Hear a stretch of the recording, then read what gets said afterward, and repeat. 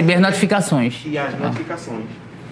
Graça e paz, família de Deus. Estamos aqui para mais um Boletim da Fé. Quero estimular você a compartilhar essa ministração com pessoas que você sabe que estão precisando ser fortalecidas na sua fé nesse tempo. Quero estimular você também a se inscrever no nosso canal e ativar o sininho para receber as notificações. Hoje nós vamos compartilhar um pouco sobre justiça de Deus.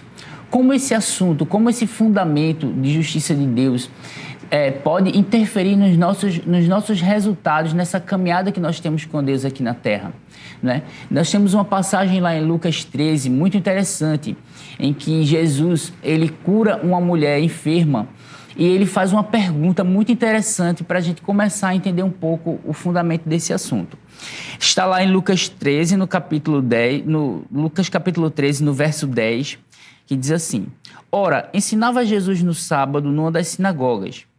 E veio ali uma mulher possessa de um espírito de enfermidade, havia já 18 anos, andava ela encurvada, sem de modo algum poder endireitar-se.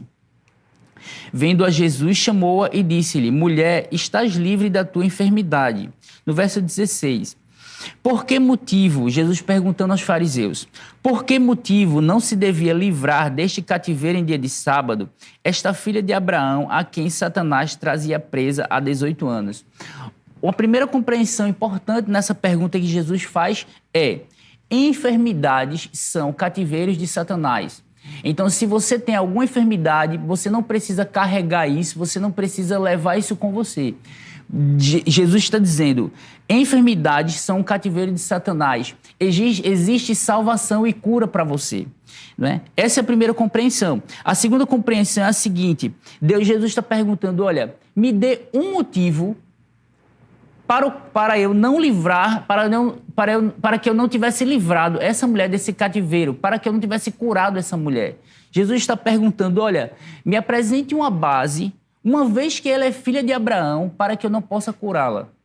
Muitas vezes nós estamos enfrentando enfermidades, enfrentando dificuldades na nossa vida, muitas vezes esperando uma resposta de Deus, e muitas vezes nós somos tentados a trocar o fundamento da nossa justiça. Jesus estava localizando o fundamento da justiça para fazer essa obra na vida dessa mulher da seguinte forma: ela é filha de Abraão. Deus tem uma aliança com Abraão de saúde. Logo, essa mulher deve ser curada porque ela é filha de Abraão. Muitas vezes nós estamos esperando algo em Deus e nós somos tentados a olhar para nós mesmos, olhar para o nosso comportamento, para verificar, para buscar em nós o motivo para Deus fazer algo na nossa vida. Óbvio, nessa caminhada de fé nós temos que analisar o nosso comportamento, porque nós sabemos que Deus não trabalha na vida daquele que anda em desobediência, que anda em pecado deliberado, que anda em incredulidade e que anda fora do amor de Deus. Mas o que eu estou trazendo aqui é nós buscarmos em nós, no nosso comportamento, o motivo para Deus fazer algo na nossa vida. Isso é deslocar o fundamento de justiça na nossa vida para Deus fazer algo. Deus faz algo na nossa vida com base naquilo que Jesus fez. Por que essa mulher foi curada? Ela foi curada porque Abraão tinha uma aliança com Deus que contemplava saúde. Não é? Nós somos curados hoje na nova aliança, por quê? Porque Deus enviou Jesus, e Isaías 53, confirmado em Mateus 8,17, diz que ele verdadeiramente tomou sobre si as nossas enfermidades e as nossas dores ele levou sobre si. Jesus, mediante o seu sacrifício, tomou o nosso pecado, tomou a nossa doença, para que nós fôssemos perdoados e curados, feitos justiça de Deus. Logo, se você precisa receber cura, se você necessita receber cura, você não vai buscar em você, no seu bom comportamento, um motivo para Deus fazer. Nós buscamos na obra da cruz do Calvário toda a provisão que nós precisamos para receber de Deus.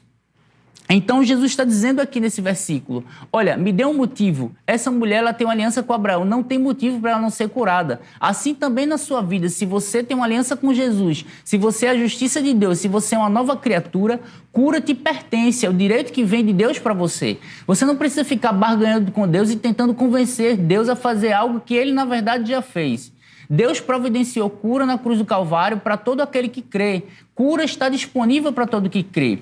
Então você não precisa se achegar a ele com base no teu bom comportamento, óbvio. Nós somos crentes e nós servimos a Deus com alegria, estamos aqui, queremos responder, mas o nosso bom comportamento, aquilo que nós fazemos, é um resultado de quem nós somos. E não estamos buscando, com base no nosso comportamento, convencer Deus a fazer algo para nós. Isso é totalmente diferente. Amém? Vamos lá, esse assunto ele é tão importante, como você pode dizer, mas Eduardo, por que você está falando tanto dessa questão de justiça? Esse assunto de justiça ele é tão importante que Paulo, lá em Efésios 6, quando ele fala sobre a armadura de Deus, ele fala que nós devemos estar vestidos da couraça da justiça, para que nós possamos vencer o bom combate da fé. Acompanhe comigo lá em Efésios 6, no verso 10. Efésios 6, no verso 10, diz assim: quanto ao mais, sede fortalecidos no Senhor e na força do seu poder. 11, revestivos de toda a armadura de Deus para poderes ficar firmes contra as ciladas do diabo. Ora, se você não se revestir da armadura de Deus, como você pode ter expectativa de ficar firme diante da cilada do diabo? As ciladas vão vir inevitavelmente. Agora, se você não estiver revestido com a armadura de Deus, você pode cair na cilada do diabo. E qual é a cilada? Uma das ciladas do diabo que se apresentam quando a gente está andando com Deus, quando a gente está com expectativa nas promessas de Deus e na vida abundante que Deus tem para nós.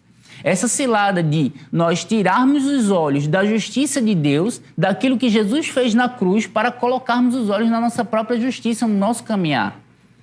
Né? Muitas vezes, eu e minha esposa, nós trabalhamos com novos convertidos aqui na igreja. E uma vez uma pessoa aceitou Jesus na nossa igreja e nós levamos para a sala, conversamos e ele começou a explicar como ele tinha se preparado para aquele momento, como ele tinha deixado de fumar, ele tinha deixado de beber, tinha deixado alguns pecados para poder se aproximar de Jesus. Então, eu tentei conversar e mostrar para ele que não era necessário ele fazer todas essas coisas para vir para Jesus. Não é? Por quê? Porque a Bíblia fala que isso é uma justiça própria. Isso não tem valor nenhum diante de Deus. Não é? Então, ele vinha falando que como ele tinha se preparado para aquele momento, mas olha, o que Deus vai fazer, o que Deus fez, você está nascendo de novo, o que está acontecendo com você não tem base naquilo que você deixou de fazer. Ótimo, se ele deixou de fazer, é maravilhoso, bom para a saúde dele, deixou de beber, deixou de fumar, né? Deixou de pecar, ótimo, bom para a saúde dele. Mas o que Deus faz mediante o novo nascimento não depende da tua preparação para aquele momento.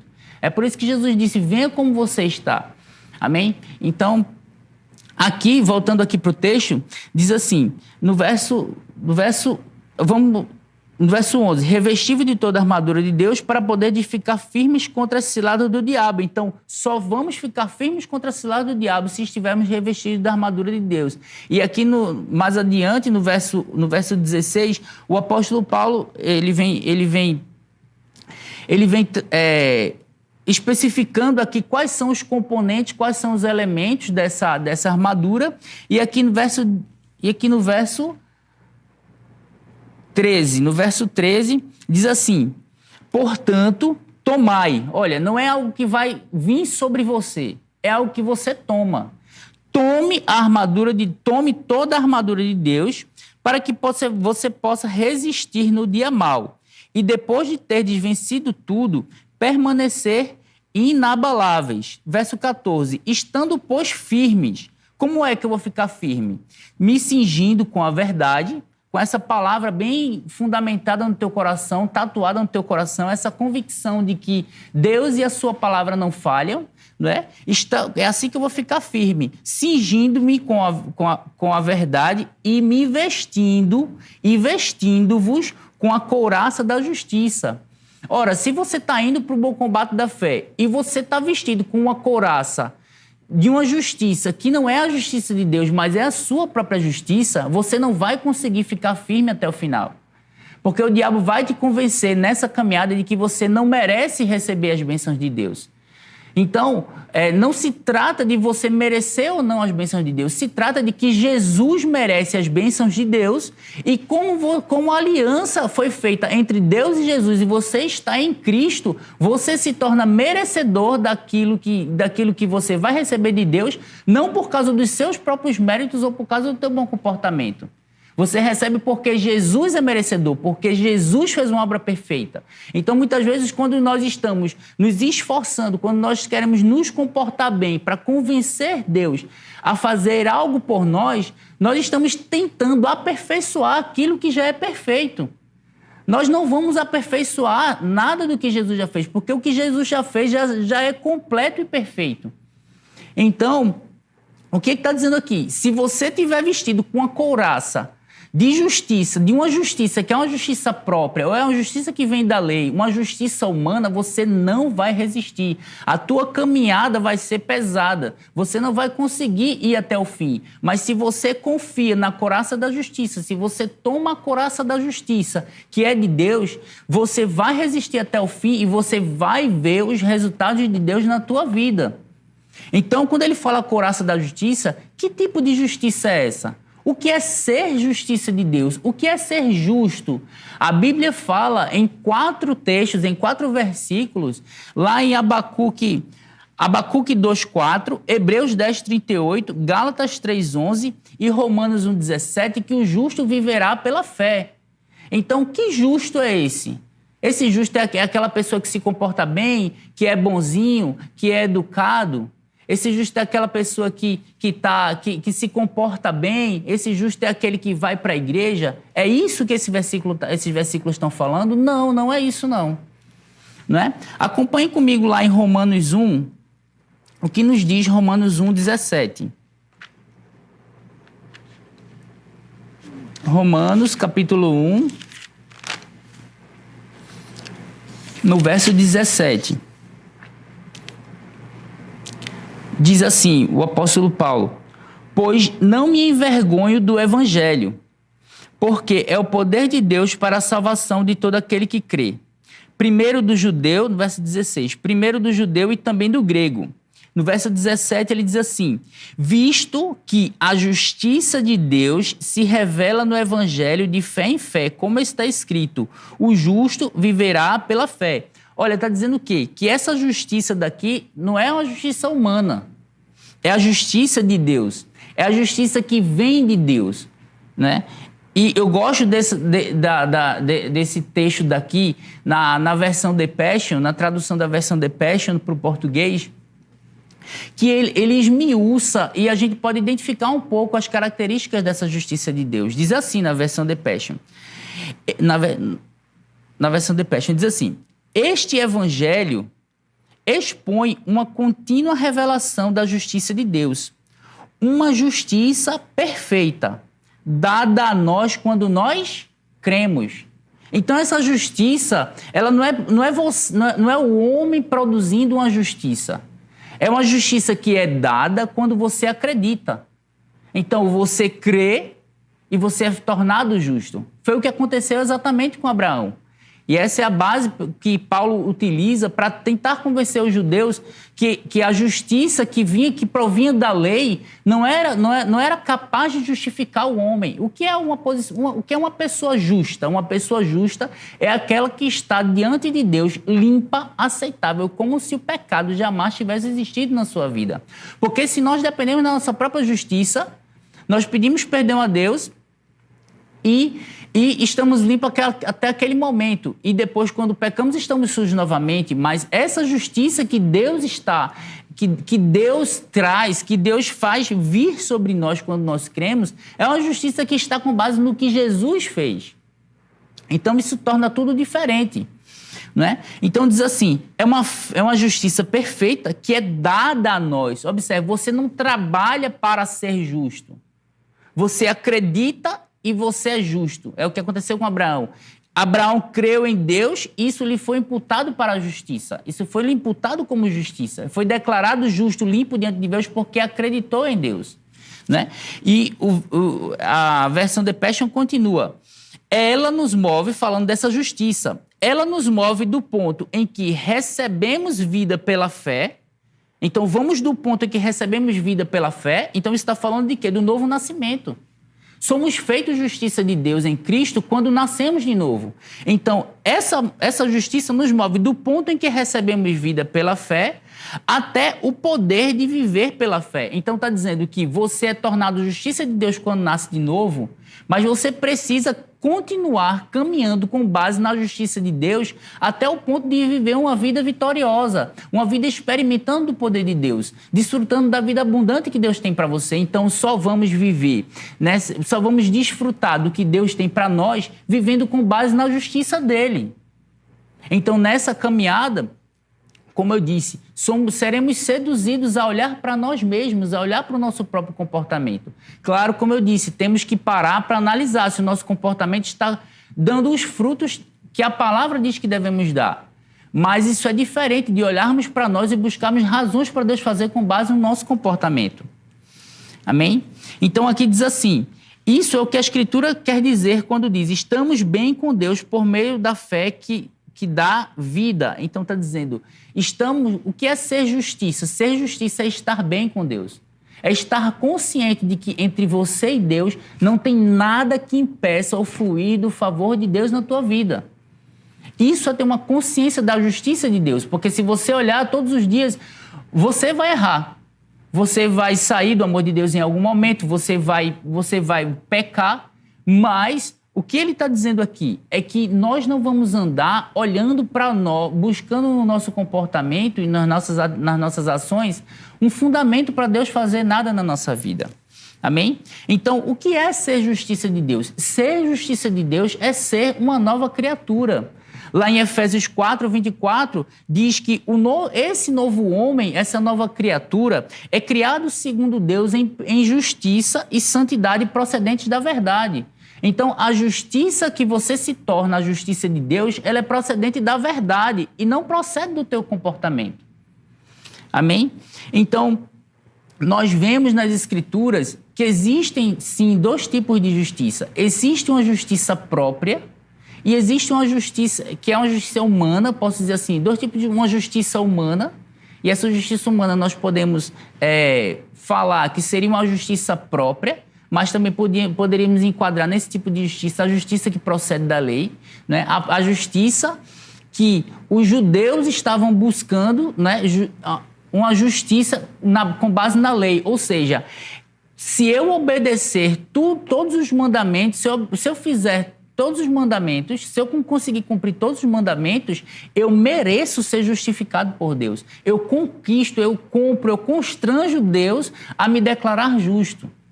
Era assim que os judeus pensavam, e o apóstolo Paulo começa a desconstruir isso na carta de Gálatas, na carta aos Gálatas. Então, nós vemos que existe uma justiça humana, e sobre essa justiça humana, lá em Isaías 64:6, a Bíblia diz que as justiças humanas são trapos de imundícia para Deus. Ou seja, quando nós buscamos em nós mesmos razões para Deus nos declarar justo e derramar da sua vida abundante sobre nós, a Bíblia diz que são trapos de imundícia. Ora, você não veste trapo, ninguém veste trapo, ainda mais de imundícia que está sujo, não é assim? Então, o que isso quer dizer com trapo de imundícia? Não te serve de nada, não serve para você se vestir, não serve para você estar diante de Deus com trapo de imundícia, né? Mas aí, lá em Isaías 61:10, fala de um tipo de justiça, de um tipo de veste diferente. Vamos lá comigo, Isaías 61:10. Isaías 61:10, né? Falando, esse capítulo de Isaías vem falando o quê? Ele vem falando sobre essa salvação que ia ser providenciada em Jesus Cristo. Então, aqui no verso 10, ele diz assim, regozijar-me-ei muito no Senhor, a minha alma se alegra no meu Deus. Olha só o que ele diz, porque me cobriu com vestes de salvação e me envolveu com um manto de justiça. Então, essa veste de salvação é Deus que nos cobre com veste de salvação. Não somos nós que compramos vestes de salvação. Deus nos cobre, vem sobre nós. Quando? Quando nós acreditamos. Quando nós acreditamos em Jesus, quando nós acreditamos na obra de Jesus na cruz. Então, essas vestes de salvação vêm sobre nós, né? E me envolveu com o manto de justiça. Ou seja, Deus é que nos envolve com o manto da justiça dele. Não somos nós que estamos lutando e suando muito. Não somos nós que estamos trabalhando para que esse manto venha, para comprar esse manto. Esse manto só pode ser comprado com o preço de Jesus, do sangue de Jesus na cruz do Calvário. Por mais que você se esforce, por mais que você tente agradar a Deus, você não vai agradar a Deus com base no teu comportamento. Você agrada a Deus com base em acreditar naquilo que está escrito, na obra de Jesus na cruz. Isso é totalmente diferente. Então, se você está andando com base na tua justiça própria, você vai ficar cansado, porque nunca vai ser bom o suficiente, você nunca vai ser bom o suficiente para convencer Deus a te abençoar. Agora, quando você está crendo na justiça de Deus, nessa justiça que procede da verdade, você deposita o teu coração crendo nas Escrituras, naquilo que Jesus fez e entra no descanso de Deus, porque agora você está acreditando que Deus vai cumprir na tua vida com base na fidelidade dele, à palavra dele, e não com base no teu bom comportamento. Amém? Então, quando nós falamos desse trapo de imundícia, comparando essa justiça humana com essas vestes de salvação, com essas vestes de justiça, com esse manto de justiça que é colocado sobre nós, nós conseguimos ver esse paralelo lá no livro de Gênesis também. Foi justamente quando Adão pecou, né? A Bíblia diz, viu que estava nu, né? E cozeu para si, diz lá em Gênesis 3:7, diz assim, abriram-se então os olhos de ambos, de Adão e Eva, abriram-se então os olhos de ambos e, percebendo que estavam nus, cozeram folhas de figueira e fizeram cintas para si. O que foi que aconteceu? Adão e Eva pecaram, deixaram de ser justiça de Deus, perderam essa posição aceitável diante de Deus, perderam essa posição de viver na graça e no poder de Deus, essa vida abundante. E o que foi que eles fizeram? Eles providenciaram vestes do jeito que eles achavam melhor. Então, eles tentaram produzir um tipo de justiça própria para esconder algo que não se resolvia daquela forma. O que eles fizeram, o pecado que eles cometeram não podia ser... Eles não podiam fingir que não tinha acontecido, tentando resolver do jeito deles, né? Então, a Bíblia diz aqui em Gênesis 7 que eles cozeram folhas de figueira e fizeram cintas para se cobrir, mas lá em Gênesis 3:21 diz o seguinte, fez o Senhor Deus vestimenta de peles para Adão e a sua mulher, e os vestiu. Então, está dizendo, o que foi que aconteceu? Aquilo que a folha de figueira que Adão cozeu e a cinta que ele providenciou para si não serviu de nada, não teve utilidade nenhuma. Por quê? Deus estava mostrando, olha, você errou, você pecou e quem vai dar a solução para esse tipo de situação sou eu e não você. Muitas vezes, muitas pessoas, elas acreditam que Deus deve salvá-las porque, olha, eu não mato, eu não roubo, eu não prejudico ninguém com o meu estilo de vida, né? Eu sei que é pecado, mas eu não estou prejudicando ninguém. Então, eu tenho expectativa de ser salvo. Essa pessoa está fazendo mais ou menos o que está escrito aqui, o que Adão fez, providenciando uma forma de justiça, providenciando uma justiça com base na qual Deus deva salvá-las por causa disso. Mas isso é inútil diante de Deus. Isso daqui, essa folha de figueira, também representa a religião. Muitas vezes, muitas pessoas vão para a igreja, elas têm práticas religiosas, mas elas não nasceram de novo. Elas não têm uma vida com Deus, né? Então, Deus está dizendo, olha,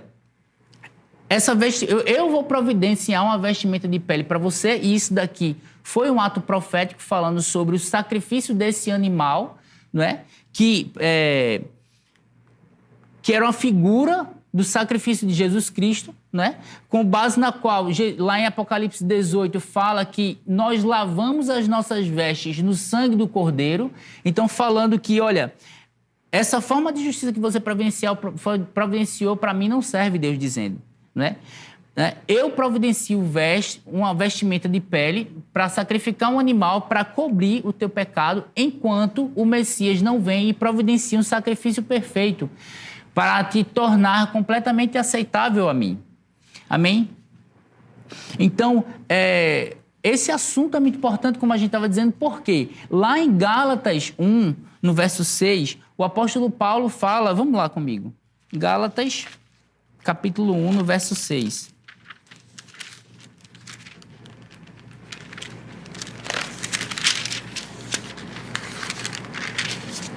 Gálatas, capítulo 1, no verso 6. Diz assim: admira-me, Paulo falando aos Gálatas, né? Porque lá o que estava acontecendo era o seguinte: os judeus estavam tentando convencer os Gálatas, que eram gentios, né? Que tinham sido salvos, que tinham recebido a salvação mediante a fé que vem, a justiça que vem pela fé, né? E os judeus estavam tentando convencer os Gálatas de que eles precisavam se circuncidar para serem aceitos, né, por Deus. Ele diz assim, Paulo repreendendo os Gálatas diz assim: admira-me que estejais passando tão depressa daquele que vos chamou da graça de Jesus Cristo para outro evangelho, o qual não é outro, senão há alguns que vos perturbam e querem perverter o evangelho de Cristo. Aqui Paulo está dizendo o seguinte: olha, não é porque você vai obedecer ao que está escrito na lei que você vai ser aceito por Deus. Deus não vai trabalhar na sua vida com base naquilo que você está fazendo, né? Os judeus eles estavam passando para outro evangelho. Qual é o evangelho? Qual é o evangelho que Paulo tinha pregado? Você crê, você recebe e aquilo que você tem expectativa de Deus vai acontecer. Era esse evangelho que Paulo estava pregando. Amém? Então, Paulo começa a mostrar, olha, a justiça não procede da fé. A justiça não procede da lei, procede da fé. Amém? Então, vamos lá em Gálatas 3:11. Que diz assim: é evidente que pela lei ninguém é justificado diante de Deus, porque o justo viverá pela fé. Né? Então, Paulo começa a dizer, olha, não é porque você faz que a graça de Deus se manifesta na tua vida. E aqui em Gálatas 2, voltando um pouquinho, aqui em Gálatas 2, no verso 21, diz assim, olha: não anulo a graça de Deus, pois se a justiça é mediante a lei, segue-se que Cristo morreu em vão. Então, quando nós estamos andando com Deus com base numa justiça que não é a de Deus, mas é uma justiça própria, o que acontece? Nós anulamos a graça de Deus. Olha que desgraça, irmão.